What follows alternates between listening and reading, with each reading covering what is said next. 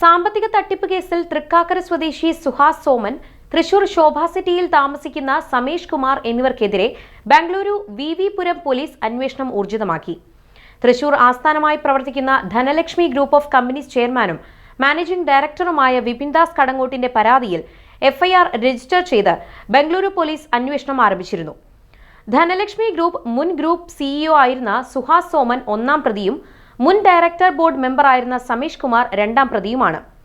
ഇന്ന് രാവിലെ സമേഷ് കുമാറിനെ ബംഗളൂരു പോലീസ് അറസ്റ്റ് ചെയ്യാൻ ശ്രമിക്കവേ തന്ത്രപരമായി രക്ഷപ്പെടുകയായിരുന്നു. സുഹാസ് സോമൻ ബംഗളൂരു പോലീസ് നിരീക്ഷണത്തിലാണ്.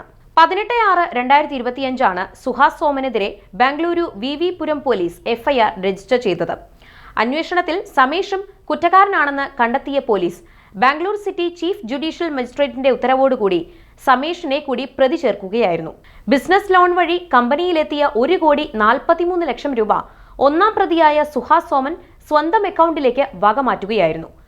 രണ്ടാം പ്രതിയായ സമേഷ് കുമാർ കരാർ പ്രകാരം പിരിഞ്ഞു പോകുമ്പോൾ തിരിച്ചേൽപ്പിക്കേണ്ടതായ ഷെയർ നൽകാതിരിക്കുകയും കമ്പനിക്കെതിരെയും മറ്റ് ഡയറക്ടർമാർക്കെതിരെയും വ്യാജ പരാതി നൽകുകയും ചെയ്തു.